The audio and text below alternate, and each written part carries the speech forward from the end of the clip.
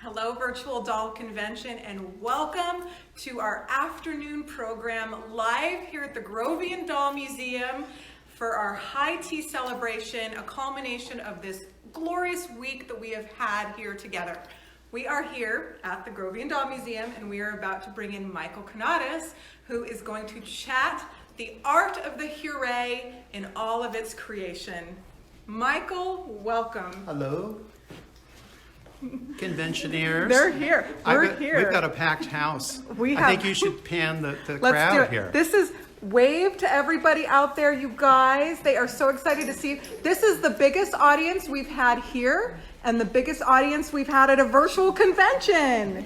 So it is wonderful. You guys look gorgeous. Are you having a great time? Yes. Yes. Love it.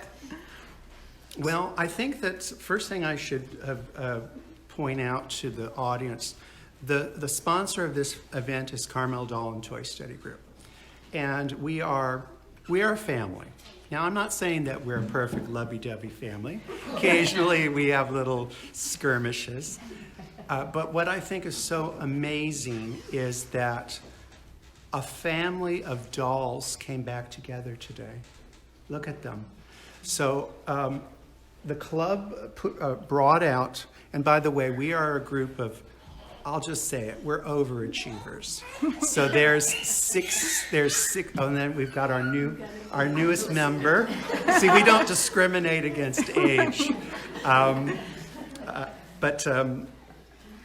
it was a wonderful thing to have everyone participate and bring their dolls and other things.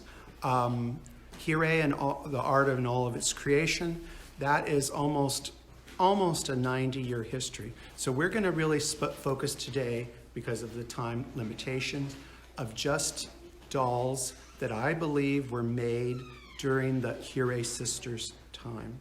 And I should give you a little background on them. They were from an industrial family. Their father was involved in metal work, locks and various things having to do with metal. He was the provider of locks for the postal system of the country of France. That is a big job. So everything that had to be locked, he made the locks, sold it to them.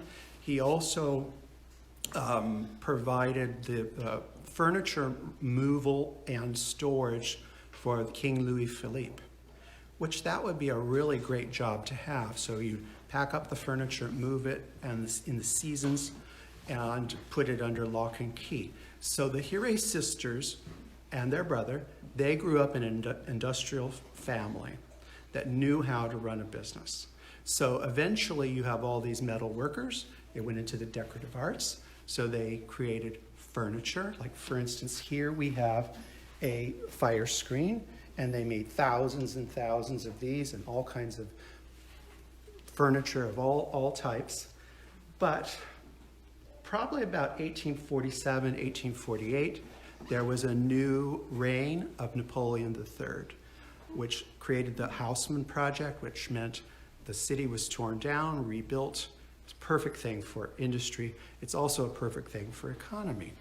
So while all these people are, things are happening, one day, Caliste Huret was working the shop, and a lady came in with a doll, and she wanted to fit it in a cradle. So this is a Huret cradle. So it'd be a cradle like this. Look at She that. took a look at the doll and thought it was the most unsightly thing that she'd ever seen. And just like Rachel one time last year was brushing her teeth, and she had this idea, I should do a virtual convention. The Huret sisters decided we should create dolls to sell in our cradles, because these dolls that are on the market are not attractive. They're not proportioned. So they set out and they created their first generation doll, which was one size. They felt that the public would buy the doll, dress it themselves. That didn't happen. They were in a very expensive part of Paris. People wanted to go in and buy ready-to-wear clothing. This is really the beginning of the doll industry. So I am here to say that this is probably one of the most important doll makers, if not the most, because they created an industry where there wasn't. And soon there was a lot of competition because it caught on. So I should explain to some people out there that don't know what a Huret represents. She represents about a 12 to 13-year-old child.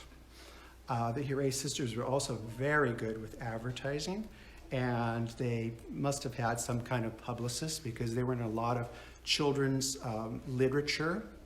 And there's a wonderful cartoon of three girls in a park. The two girls have their Hurets, and they say to the other girl, "I can't play with you because you don't have a Huret." So it was one of the first kind of designer status symbol dolls. Now, this is not something you see every day, by the way. That's for Yeah, sure. it's not something you see every day. So I'm going to go through and give you some chronological information about each doll and each type of doll. So basically, I think we've got about 3 or 4 models here. So we're going to start with the China Huret. I'm going to pick one. So let's go with this one here. Now, we've learned recently that probably the earliest of the China Hurets were on leather bodies. So not for very long, because they soon developed the product of the Gutta-Percha. And what's interesting about this doll is she has a marked dress, and it's marked in 2 places. So this would be the earliest type of Huret that you'd have. And when we say early, how early? We're talking about probably the very late 1840s, Okay. 48, 49. By 1850, they were doing patents. And anybody that does product development should know that by the time you get to the patent part and all of that organization, you've already been at it for a while. I mean, by the time, say for instance, this fabric we had made as a duplicate of a Huret piece, that's a year. Before it comes into our door, that's a year of going back and forth. And we live in the internet age where you have cellular phones and all the kinds of things. So even then it took longer. So I think the late 40s they were starting. So this what I would consider like the earliest. And then this is their first big patent. And this is the Gutta-Percha Body with the China head. What a treat to see a Gutta-Percha body. That's And amazing. if you can see that there's crackling, that's normal. Gutta-Percha is a sap from a Malaysian tree, and basically it's rubber. It's basically rubber. When it comes out of the tree, it comes out like milk, and then it becomes a very dark brown. And it's still used in all kinds of industries.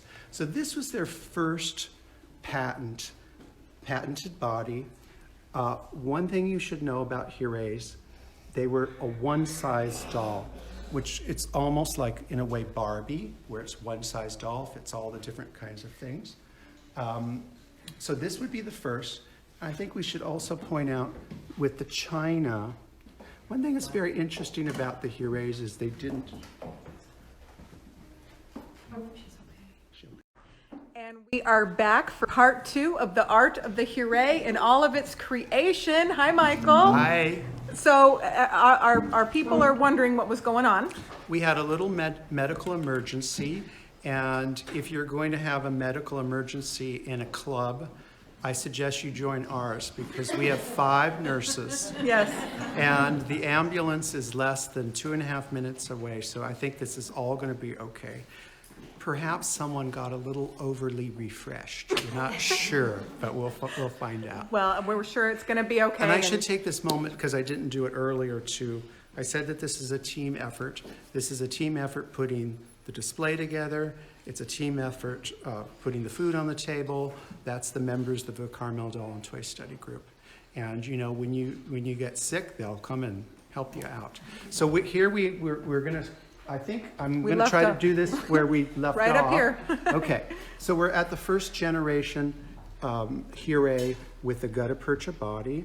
And the first dolls actually had a one-piece arm, if you notice this, although it had articulation.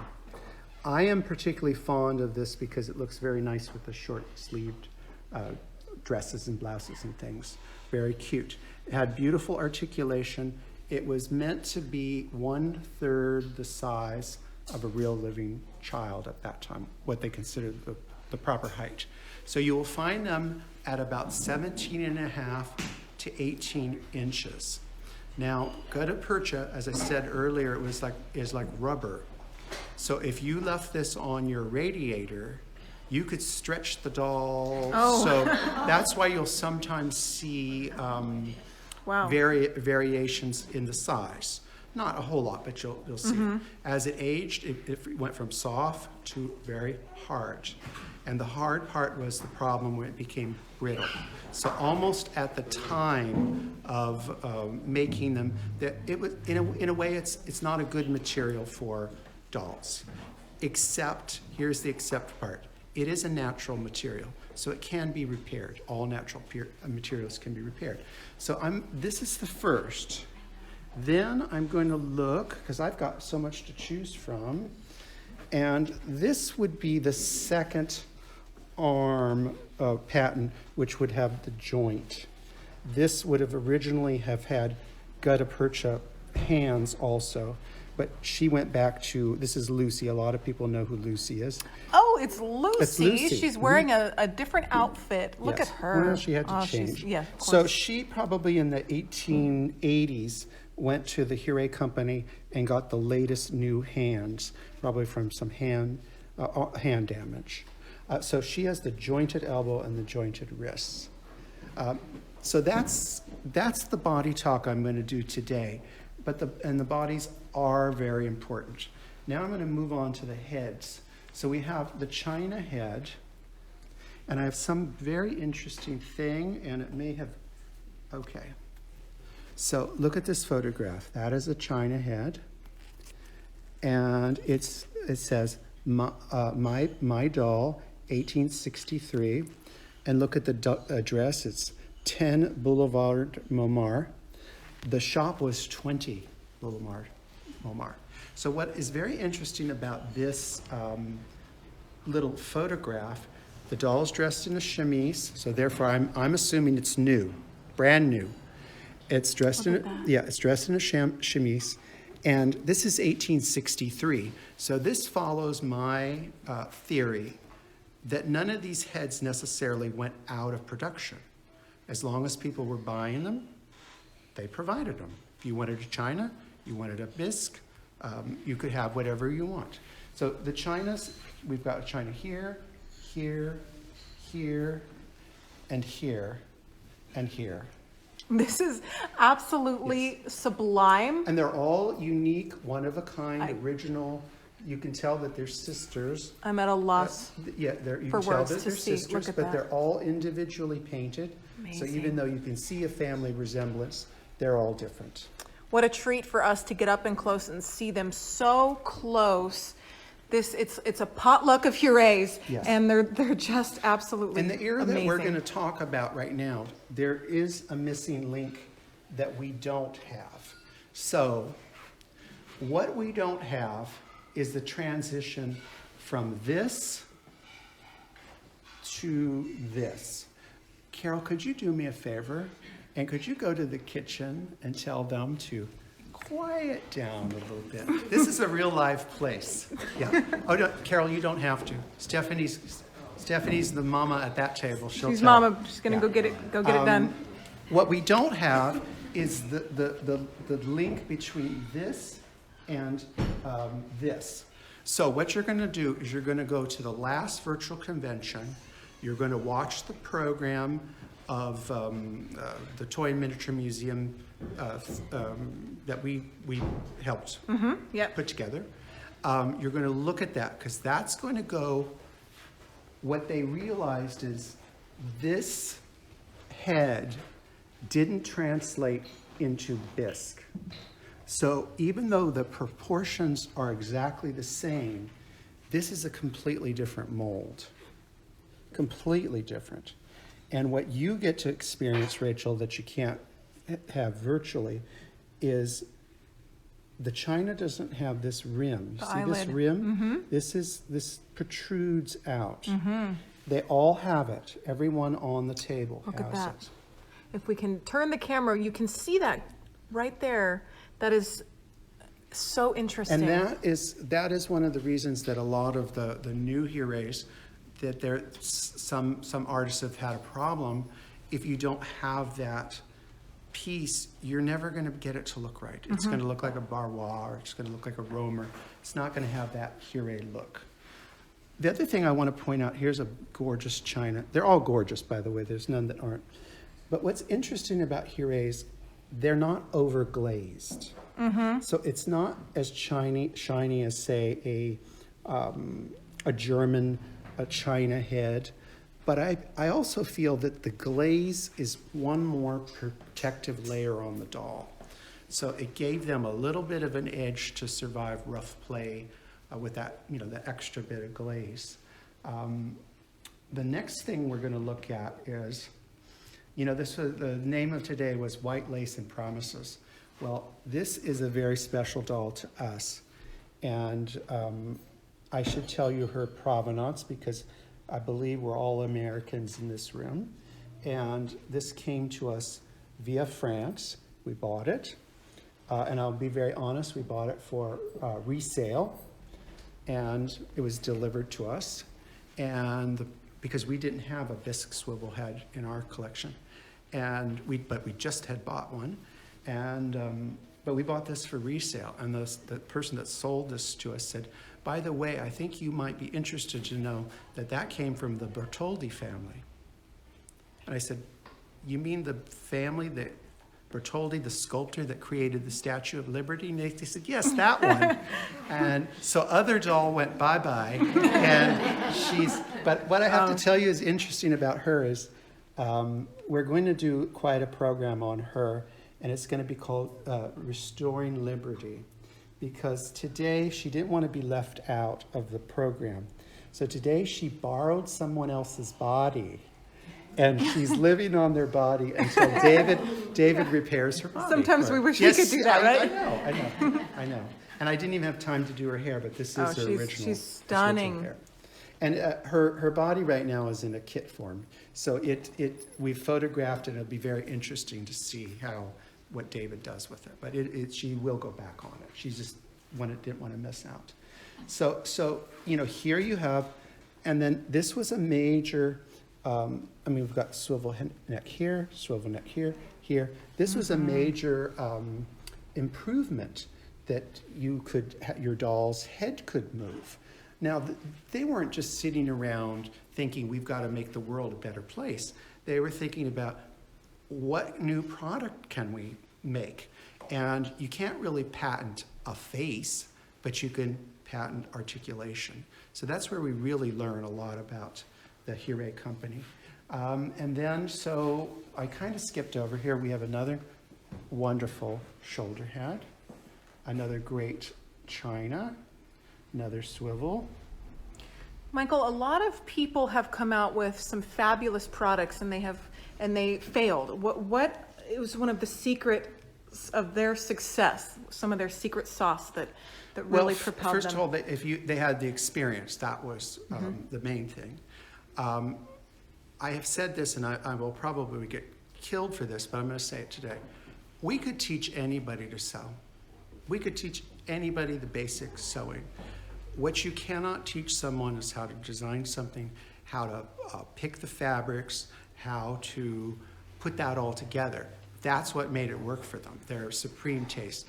The Huret sisters were not sitting sewing these items. They found the right people to work for them, and while they were doing it, they created an industry. And I'm sure if we could go back in time, imagine this 1,200 dolls, what their exhibits must have looked like and the things that they had. And they were at the beginning. They're like, you're the pioneer of virtual doll conventions. No one will ever be able to take that away from you. no one can take the fact that they were the first, and everybody followed them. I'm also going to point, I think I should move to clothes because everybody loves clothes. So before about 1870, so we're talking from 1840s to 1870s, children's clothing, I'm not talking ladies, children's clothing almost didn't change. So that's why you see these dolls from different eras. They're all in basically the same kind of girl outfits. These outfits are so famous. There are a lot of famous outfits on this table, which I'm proud to say. Absolutely. This is an outfit that once belonged to the doll Blondinette. And remember, the Empress of France, who was the style setter, was Scottish. And so tartan became all the rage. Look at the beautiful choice of this beautiful print, perfectly scaled. And then this would have been in price-wise, this one. This would be in the top of the price sublime. point. This is late 1860s. You're kind of almost getting into the 70s silhouette, but not quite. That is a tremendous amount of work, and this is a masterpiece of a dress. It is absolutely a masterpiece. What are some of the super distinctive things that you look for when you're looking at Huret clothing? Well, the one thing I should tell you is that many pieces on this table are marked, and they are marked. I brought a piece that you could easily. This is a chemise. It's marked. That is so. Is that really rare to have the mark? Yes, because all it would take. I'm sure every chemise they sold was marked. One laundry, bye-bye mark. It's all gone. That's why I tell people don't over launder things. Here's a case in point. Here's a quart. I mean, I would be tempted to launder this, but I would never ever do it because you'd lose that mark. So they branded their product. And again, I was talking about choices and taste. Look at this. This is a form of a Mary Stuart bonnet, but look at the beautiful work. It's just exquisite. Yeah. So, and then of course, packaging is important. So your name brand, I think I can get you. That's the next thing I was going to ask. Yeah, packaging. Those green boxes. Those green boxes. I have seen people that couldn't walk again. Yeah, When they see across the room how many of you have bound across the room when you see those green boxes? Obviously. How do you hold your ground, Michael, when you see one of those green boxes? You know what? I would never take anything from someone else, but I can do this, and it's like, you're not. You're not getting past. I love There's it. one dealer that tried to go around the whole other table, around the room. That didn't work for her. So here is. Look at that, Here is everybody. a full mark. Let's get in so we can see that. That's amazing. So this was a status symbol in its time.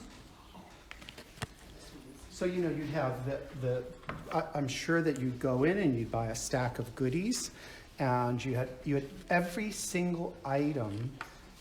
Like for instance, this has been from our collection highly copied by the modern artists, but you don't think of a handkerchief as being that important, but they didn't have the things that we have today. So that's pretty wonderful. And again, look at the prints, perfectly scaled. That's little cherries. Again, fabulous soutache work. More tartan wear. Personally, do you have a favorite era of Huret? Well, this is my favorite. Yes, I love it all.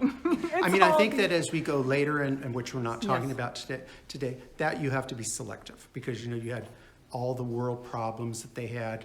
That's what the quality is. This they did. Yes, they would eventually have problems, but when these dolls were created, this was the golden era. France was booming. Luxury was. They made those boulevards as wide as they could for the parade of fashion that went up and down. And I should point out to you, this is a print that I absolutely love. And I think that I'm going to very carefully take a part of it apart so that we can have this reproduced, because it's for the sewers that are doing things today, you don't need anything. You don't need ribbon, you don't need lace, you just need this fabric. Those are poppies, and I'm not sure what the other Yeah, flower this is, but it's house, just I think amazing. if Shazam from France is watching, maybe he can put in the comment. I know that this has some significance. It's a significant pattern for the French. And of course, the dolls had to have tables and chairs, and it all started, as I said earlier, with the bed. So eventually they had to have tables and chairs. It's interesting that you would think in our mind that you'd get one table with two chairs. But I think that they suggested that you have a table and a chair, one doll. Remember, in the 19th century, even if you were fabulously wealthy, you did not spoil your children with too many things. They had to learn to take care of the quality items that they had. And this is something that I should share with the group. So I consider this the most precious, rare Huret artifact that there is in the world, because this is actually the bronze medal that they won in 1855. That is amazing. Look at that. That is the medal. That It's is not the a medal. reproduction. Yes, it's a that Calice is the Huret. one.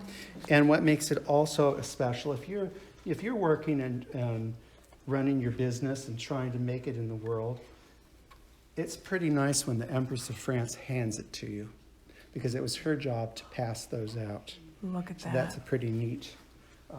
The one thing is also the family.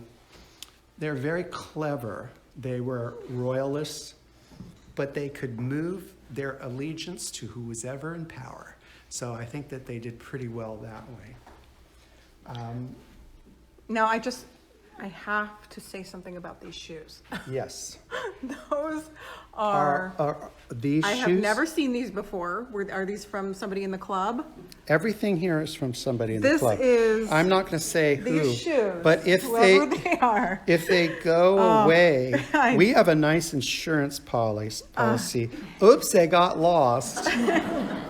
But these, I think that these are not mine, so I could say this. These are my most favorite shoes ever. And there's one other pair that we don't have that's my second favorite pair. Now, I don't think I'll ever get these, but the other pair, number 2, I think I might. Well, those are, it's just a treat to see And let them. me show you this, because this is what I love about people that have creativity. Look at what they did here. Again, it's kind of a Mary Stuart bonnet with a little capelet attached. But they've taken file ribbon and just very loosely braided it and made this fantastic trim. Of course, Wow, beautiful look at that. blonde lace, Chantilly lace, pink and black, which was a very popular color at the time.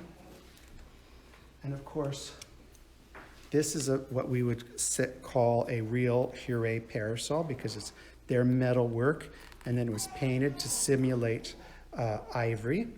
So it's pretty nifty.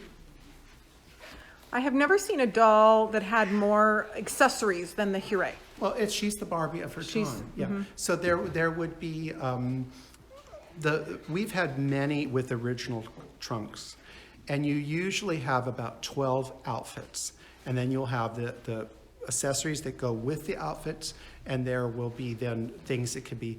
This also was the era of mix and match. So you could have a bodice that could be for day, then you could have a different bodice to change. So they did a lot of mix, but think Barbie. It's really the concept of Barbie. I didn't bring out, because we had so many dolls, but we do have a trunk. So they're selling you the doll, the clothes, the trunk. Really, in the beginning, they expected you to make clothes.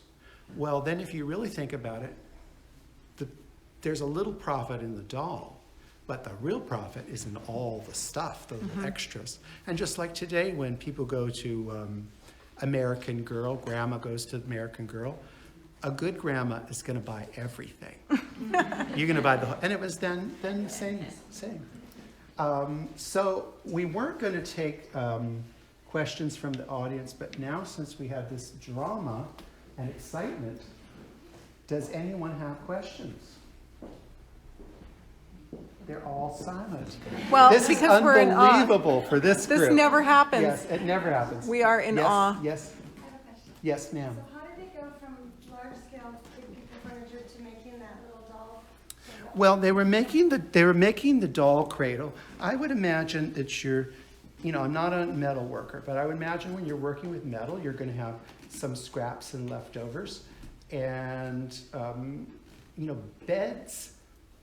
bedding, bedrooms were 10,000 times more important in the 19th century, 18th century, 17th century. So this was a good way for them to make some money. But this product is responsible for this. And the Because, question was, I mean, how did they go I'm from not- making I'm not full-size making that up. That is on furniture in the to record small of- scale? Of her explanation of why she Wanted to decided show you make guys these this dolls. one. This one with the black and white lace is just sublime. She has And that's jewelry. Mhm. Oh, yes. The jewelry is just incredible. Is this Huret jewelry? I think that is, Huret jewelry would be, here is a piece of Huret jewelry. And if you can see the twisted You can metal. tell that, yeah. Mhm. See the twisted metal, like the furniture? Yes. And that it has a very simple, paint, porcelain painting on it.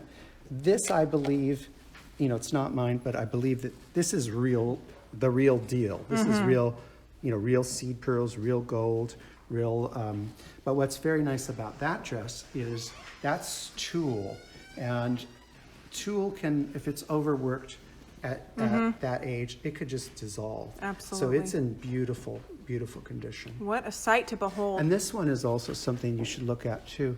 Look at the work in that dress. It's just unbelievable.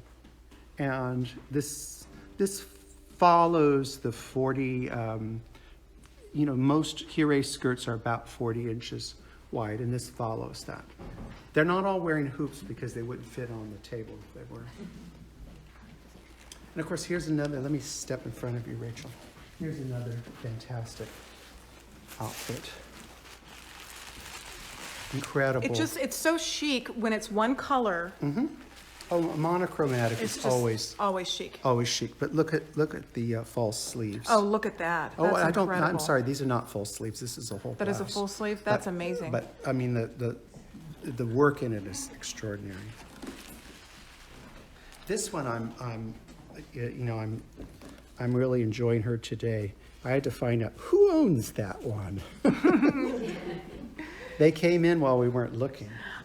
This is a treat for the convention and for me and for everybody here, because to have this many Hurets in one spot is very unheard of. Yeah, this is not something that you see every day. No, this is a big deal. So I want to also point out too, these are there's a couple of makers for the Huret company for shoes, but one main one was Terry, and this is their, and you can see it's got a little T. Oh, there it is. Look at Yeah, that. but they're extraordinary shoes, extraordinary work.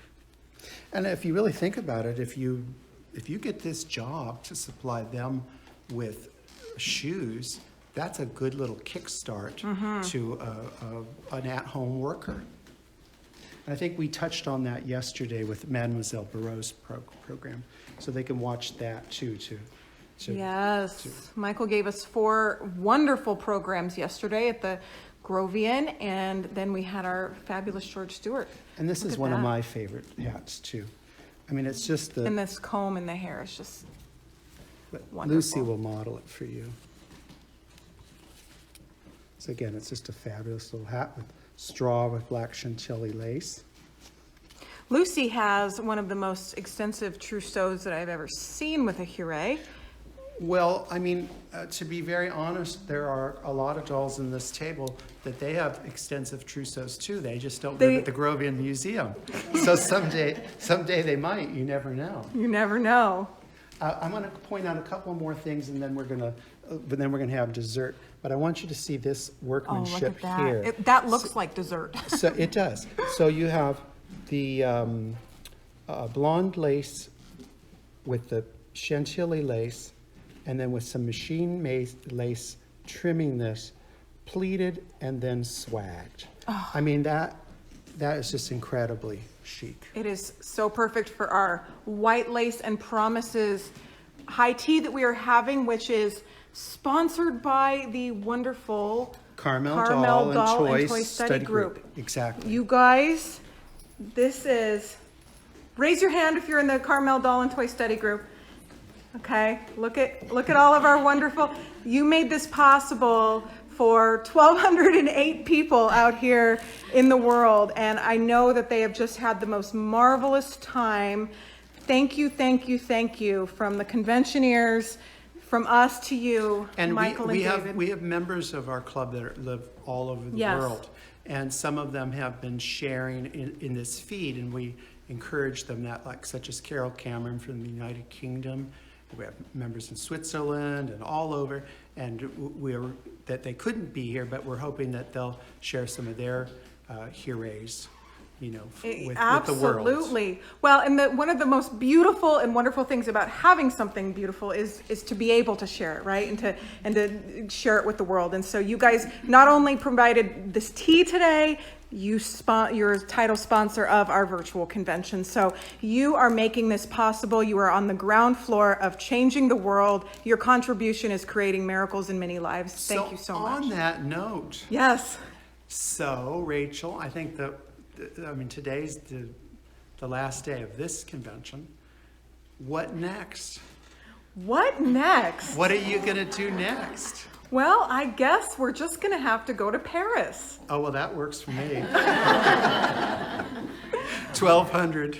Yes, all 1,208 of us. We're going to go to Okay. Paris. All right. We'll be announcing, hopefully, maybe later today, but maybe tomorrow, our exact plans. Sounds good to me. Yes. Paris is always a good idea. Always a good idea. Okay, we're going to sign off and now have dessert, but wave goodbye, everybody. It is so fun to see you. You look gorgeous. All right, we'll see you soon. Bye.